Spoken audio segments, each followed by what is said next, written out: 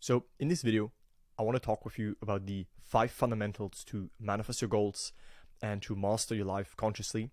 And I've illustrated them in this pyramid that you can see right here.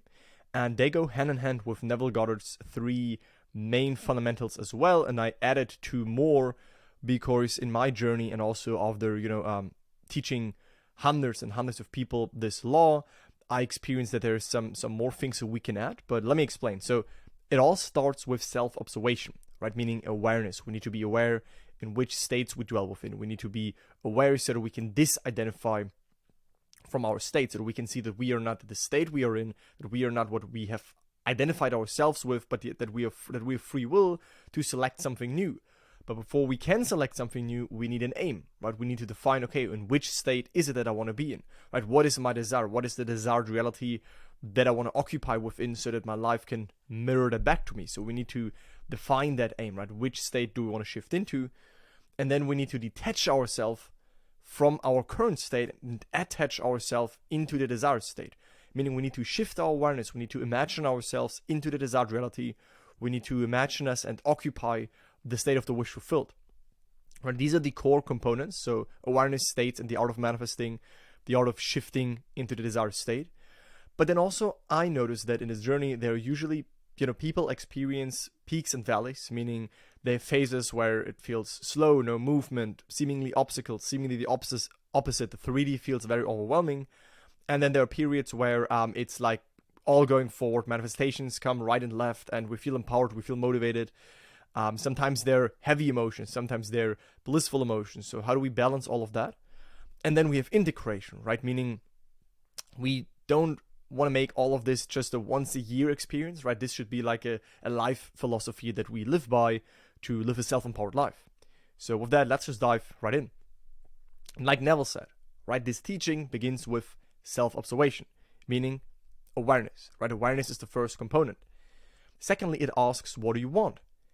Which is basically states, right? In which state do you want to be in? What is your desire right now? What is it that right now you don't like about your life? What is right now that you perceive is missing from your life, or an experience that you do not want to continue? And what is it that you want to bring in your life, right? So that clarity, that defining that.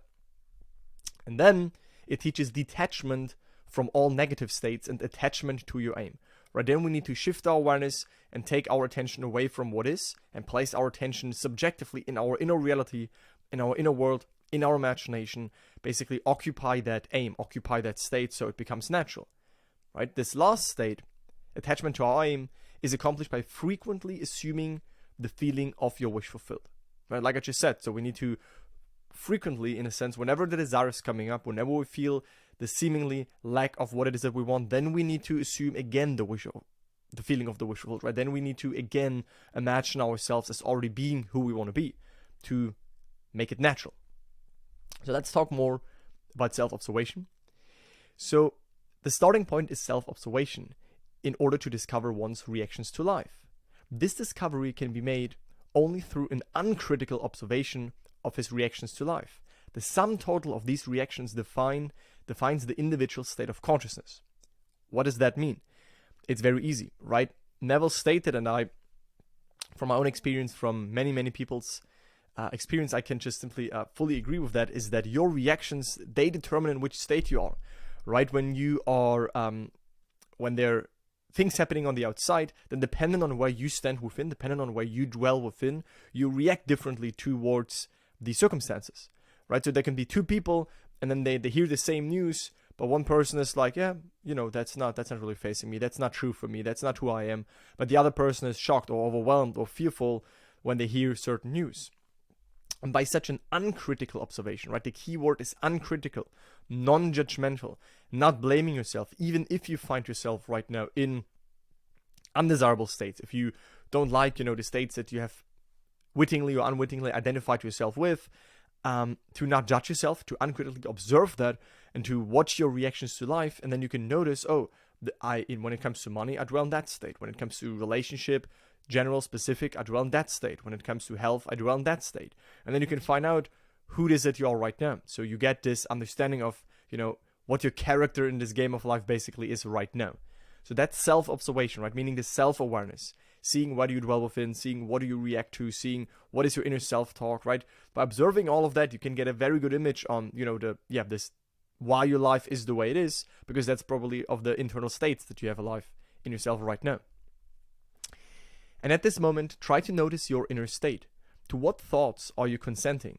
With what feelings are you identified? You must be ever careful where you are within yourself, right? Because as within, so without. If within, you only and ever dwell on undesirable states, right? On lack, on this, on that, on these, states that we would not wish for someone, then you will get more of that, right? Your thinking will be more of that. Your self-talk will be more of that. Your reactions will be more of that. Your life experience will be more undesirable, right? So that's why we should, take care of our inner world. We should take care of our inner state and really nurture that. And by self-observation, again, we can see what is going on in our inner world, and therefore we can see more this connection to our inner world and what the mirror of life is showing us, okay? So that is the key foundation, right? That is the first foundation before everything is awareness, self-observation. And then we have definition of aim, right? Having discovered through an uncritical observation of your reactions to life, you must now formulate an aim. That is, you must define the one you would like to be. And for some of you, that might be easy right now because you watch this video or you watch these videos in manifestation because you already know what desires you have. You already know what you want. Some people might watch this right now and they want to change. They want something new in their life. They want to change something, but they don't know all the details. Which is, by the way, no problem, because that's the beauty of this law, is that we don't need to know all the details. We can go straight to the end, place us into the end state, which will provide us with the right impulses and the right thoughts and the right actions and the right manifestations so that this end state is expressed. Meaning if you want a business, but you don't know what you exactly want, you could go right now in the state of being a successful business owner or being feeling super happy about the business that you're doing, although there is no proof of that yet in the 3D, but then circumstances must show up in a way that this inner state is reflected back. So, but the key here is that we define and get clarity on, okay, who is it that we want to be? What is it that we want to have? Because without clarity and without an aim, we drift, right? So if you notice that at one point in your life, or maybe at several points, when you kind of like don't know what you want, just one day follows the next, and it always feels like the same, and you just drift through life, and then after a year you look back and there not much change has been made, and you always find yourself in the same loops. That is when you don't have an aim, right? That is when you don't ask yourself, hey, wait a sec, what do I want? What do I want from this life? What do I want right now? What excites me right now? What desire is it that I have in myself right now? And I really don't care if it's general, if it's specific. A state is a state, right? There are general states, the state of a happy partner. There are specific states. So, but you need to have an aim. You need to have clarity on what you want, because only then can we shift in such a state. So if you're faithful to your ideal, your reactions will conform to your aim, for you will be identified with your aim, and therefore you will be thinking from your aim.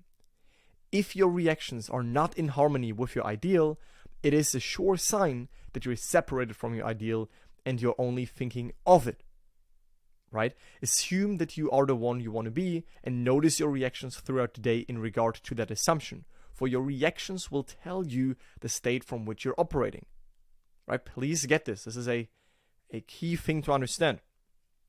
Because first of all, if you're faithful to ideal, meaning if you nurture that new state, if you dwell back in it, if you make it your habitual dwelling state, and you shift back in it gently, when you've fallen out of it, you maneuver back into it, then your reactions will conform to that aim, right? You will no longer react from the old state. You will then already react as though things are as you want them to be, without playing delusional, without playing acting as if. No, your reactions always come from your inner state.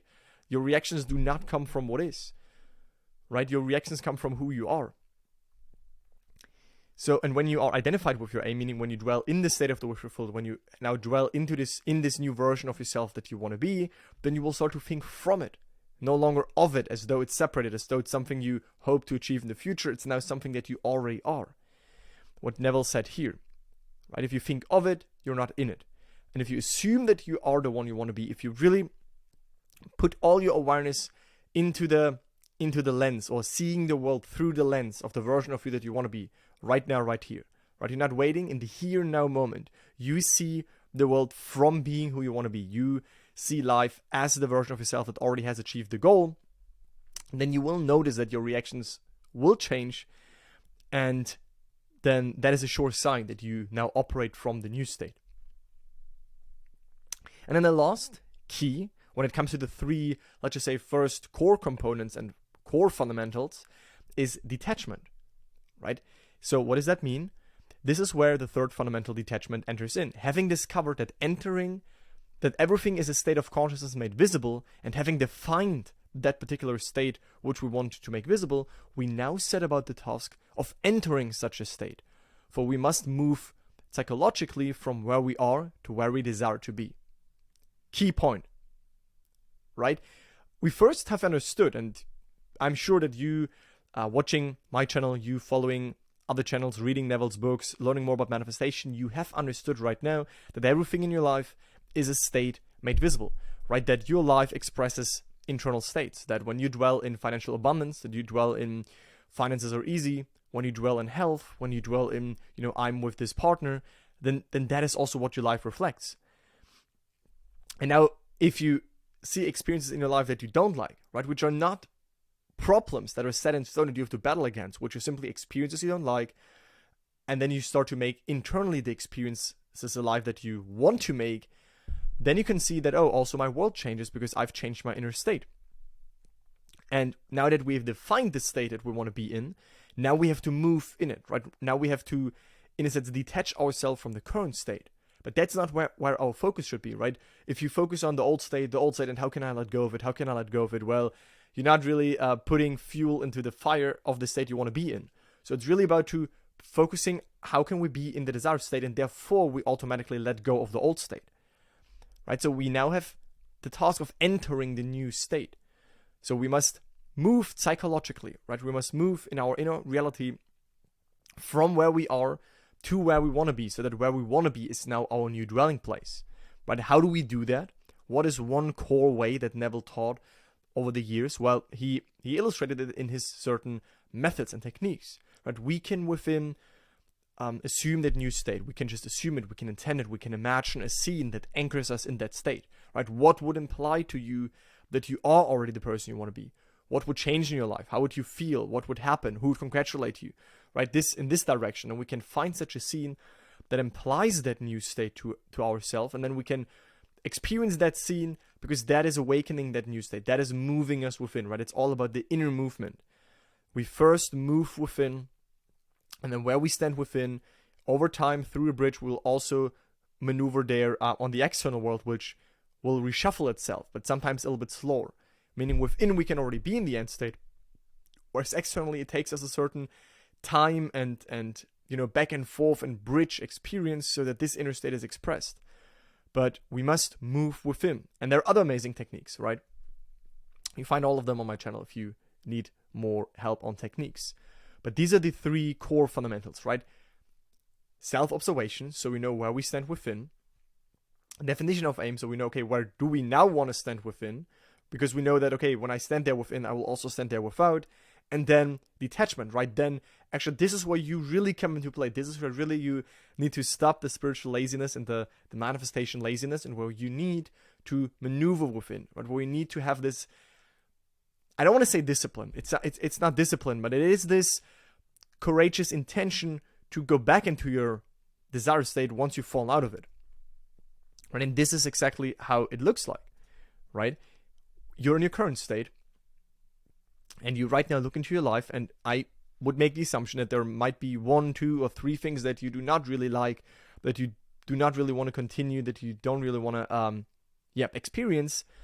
But now you know, okay, like this is what I want, right? I want my life to look like this. In my relationship life, I want this specific person, right? I desire this person, I desire this partner, I can imagine this partner, I desire to be happily partnered in general, I desire to have my own business, to be financially stable, to be independent. I desire this change in my health circumstances, right? So whatever it is, you know, okay, right now you're here, and you feel really triggered all the time when you see those things currently, but you want this. But in order for these desired circumstances and this desired reality to be your new reality, you need to first change within this new state, right? We need to first change who we are, what we have alive in ourselves, our self-image, our identity, our self-concept, our state. That needs to be our key focus, and then our life can reflect that back accordingly. So, the purpose of practicing detachment is to separate us from our present reactions to life and attach us to our aim. This inner separation must be developed by practice. Like I said, you can't just be like, oh yeah, imagine, okay, yeah, and then for, the whole rest of your day or the whole rest of your week and month, you completely dwell on the opposite. You completely dwell in lack. Well, that won't really produce that, tangible and good results. So you must practice it, right? This is why those teachings must be a lifestyle. And this is the tip of the pyramid, which is integration. So at first, we seem to have no power to separate ourselves from our undesirable inner states, simply because we've always taken every mood, every reaction as natural and have become identified with them, right? So first, when you start that, it's a little bit tricky because, again, that has built a certain momentum, right? You've been here in that state for days, weeks, months, sometimes even years. So when you start to, focus on awakening a new state in yourself, well, quite obviously, it feels unnatural. It feels like you quickly fall out of it, right? So that's why Neville said, it seems first that we have no power to separate ourselves from that state and attach ourselves to that state. But that's not true. You still have this power because you still desire that state, which means that this state is already available. The state does exist. It's just right now sleeping, right? It's covered by a lot of dust, so to speak. And it's your task to awaken it, to make it more natural. Like a spider that spins a web, and when it starts, the web is just like one line, and then it goes and goes and goes and goes, and the web becomes stronger, and finally it's like a super dense and a super solid web. So the same, and it's like you building this momentum for this new state by coming back into it, and by identifying more with it. When we have no idea that our reactions are only states of consciousness from which it is possible to separate ourselves, we go round and round in the same circle of problems, not seeing them as inner states, but as outer situations, right? Be honest with yourself. How often have you experienced that? You look in your life, you don't like it, you try to, manipulate a little bit, change a little bit, maybe, be like, oh, or maybe you even escape in your inner world because, oh, I escape in my inner world and I ignore my circumstances. And it's always this slumber, it's always this back and forth, it's always this, unsmooth process, and you're never really, seeing any sustainable results. That is because, again, most people don't see that it's not their outer situations that are the problem. It's the inner states that they have, that they always fall back to, that they always dwell back in, wittingly or unwittingly, but most of the time unwittingly, because, again, most people lack the first fundamental principle, which is self-observation, awareness, self-awareness, to see where are you actually within right now. This, again, can give you huge hints and a good clue, a good indication on why your life is the way it is right now. But again, this is the problem, right? We go round and round in the same circle of problems, being in the problem-solving mode, right? Because most people are here and they have these problems right now that they want to no longer have. And then they try to fight that, and they try to make a little progress, and then they fall back, and then they change this, but they still remain in the same state that will, a week later, a month later, still make them encounter the same problems, because they have not left their level of consciousness, right? They're still operating on the same state, in the same level of consciousness. Would they start to leave that state and move in the state where the solution is in, right? Move in the state where the problem no longer even exists, well, the problem will no longer continue. But that is what most people don't understand. So we practice detachment or inner separation that we may escape from the circle of our habitual reactions to life, right? If you notice yourself always reacting in a sense the same way, well, then you're in a certain state that you can leave. That is why we must formulate an aim and constantly notice ourselves in regards to that aim. So let's just say you want to, be financially stable, right? A desire that most people have. Or you want to be with this partner, you want to be in a relationship, you want to, you have health symptoms and you want to be healthy, you want to be vital again. Just these key main examples here. And when you go throughout your day-to-day life, right, remaining in this self-aware observer perspective throughout the day at some points is helpful to see from which state do you react, right? How do you think? What is your inner self-talk? And if that's still to a big chunk that from that old state, like, oh, I never can change, oh, this never can happen, oh, I'm always like this, I'm the person who is like this is not possible for me, when will this finally happen? Well, you see, that all comes from the old state. But if you notice that, we can then attach ourselves and anchor ourselves back in the wish-fulfilled state, which comes with totally new thoughts, reactions, impulses, actions, and manifestations. So I want to give you a summary right now on all of that, and then we will look back to the pyramid, and then I will give some last comments on the peak stages of the pyramid. So we must practice separating ourselves from our negative moods and thoughts in the midst of all the troubles and disasters of daily life. Right? And this is tricky. Like, I'm not here to portray that this is, this is just a kindergarten and that's super easy, right? It becomes definitely more easier with practice, with dedication to these principles, but it's still tricky because, again, life has its pull. The 3D world is luring you in, and it's making you believe that it's solid, it's final, it's all that there is, it's absolute, and you can never change it. And that's why we sometimes lose ourselves in the flow of life. And I get this, right? This is something we have to practice. But we must practice separating ourselves from the negative moods and states, right?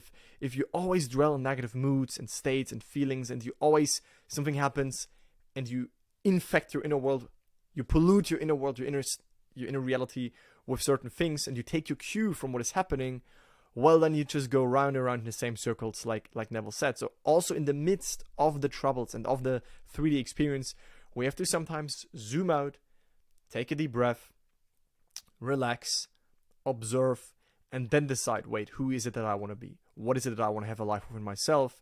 And do I want to let the world determine who I am and how I should feel in this moment? But no one can be different from what he is now unless he begins to separate himself from his present reactions and to identify himself with his aim. Listen to this statement again. No one can be different from what he is. No one can change his life. No one can see new circumstances unless he begins to separate himself or herself from his present reactions. Where do the present reactions come from? From the present state. So, translated, no one can change their life, no one can change their circumstances, no one can manifest new things unless this person separates themselves from their current internal state and identifies with the state of the wish fulfilled. Detachment from negative states and assumption of the wish fulfilled must be practiced. So it's not something you do, boom, you snip, oh yeah, I'm in the wish fulfilled. Like, sure, again, like I said, for some desires it's easy, for sometimes that is smoothly, but sometimes we fall back and then we wonder, hey, like, why is nothing changing? So we must constantly practice self-observation, having self-awareness, thinking from our aim, and detachment from negative moods and thoughts if we would be doers of the truth instead of mere hearers. And right now you are a hearer. You listen to this and you think, hey, that makes sense. Hey, that sounds cool. Hey, I also want to do this. Hey, I also want to practice this. And it's good when you understand it in the theory. But the real fun starts, the real changes in your life happen, the real results, the tangible manifestations actually come when you do that. And there is no perfectionism here, right? You can't be perfect at this, but you can definitely be better with a little bit of practice. And now I want to go back to the beginning of this presentation where I showed you this pyramid. And now you see why I structured it in this way, right? In the first layer, the fundament of everything is awareness.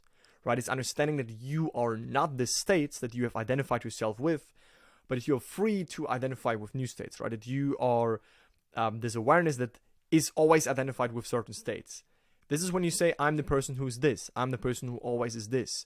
I'm like this, right? Your inner self-talk, your reactions to life. That all gives you clue in which state you are right now, in which states you are, with which states you have identified yourself with. That is awareness. Then we have these infinite states, right? There are these infinite states. You could be the person who lives in this city, works this job, has this relationship, has this friendship. So it's all things added to your true self, to your I am. I am this. I am like this. I always get this. I'm the person who is like this. So we have awareness that is identified with states, and these states are always expressed in our lives. And if we don't like what is expressed right now, we need to shift into a new state, right? We need to imagine us, right? Moving within. Imagination is like inner movement, moving in this new self, moving in this new self-concept, moving in this new identity, this parallel version of ourselves, right? That does exist because we can desire it. So whatever we can desire is an unoccupied and unexpressed state.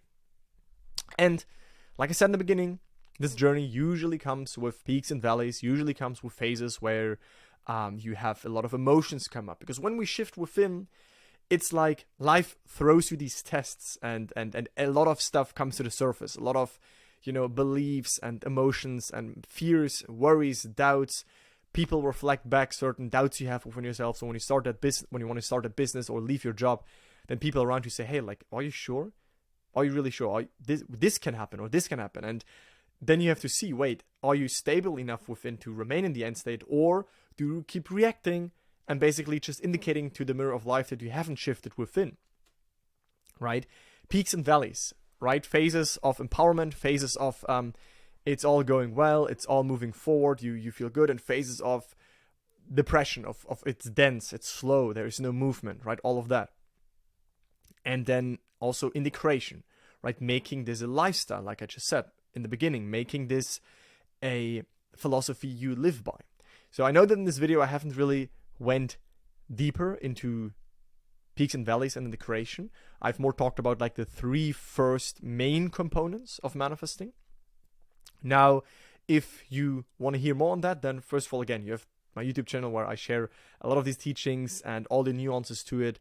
I have the free masterclass. That's the first link in the video description, where I have like a straight to the point video on how to shift and what is important and some of the mistakes that people usually do on this journey. If you want to work with me personally and really have this ongoing accountability, really have a structured system on how to implement this, on what is important, what you need to remember, what you need to really do to manifest your goals, then you can check out my program. That's the second link in the description. And if you want to, if my program is right now too big for you and you want to just get started, please be aware that right now I also have an inner circle. Okay, that is a monthly subscription where I'm teaching you all of these 5 fundamentals. So I'm just giving you the framework. I'm saying to you what is important, but then the goal of this inner circle is to connect with like-minded people in my community. Meaning I have a space, the inner circle, you can check it out. I will link it beneath as well, where you find a video of me explaining how this inner circle works, what's included, what you get. And it's basically about, connecting with like-minded people who apply these 5 fundamentals, right? So if you now say, hey, this makes sense. Hey, I really like these 5 fundamentals. Hey, I really want to apply them in my life. I want to get a better understanding of this entire framework. Then you can check out the inner circle, in which you will find a lot of people who are on the same journey, who you can connect with, who you can share your experiences with, who understand you, who won't judge you, whom you can ask questions to, who will support you. So if that sounds like you, then you can check out this inner circle. And again, if you want to work with me directly, it's my program. And if you just want to get started for free, there's a free masterclass that you can watch. So a lot of resources. I do assume that this video helped you and gave you, again, like a good overview of what this law mainly is about, this law of assumption, Neville's teachings. And I look forward to see you in the next one. Bye, guys.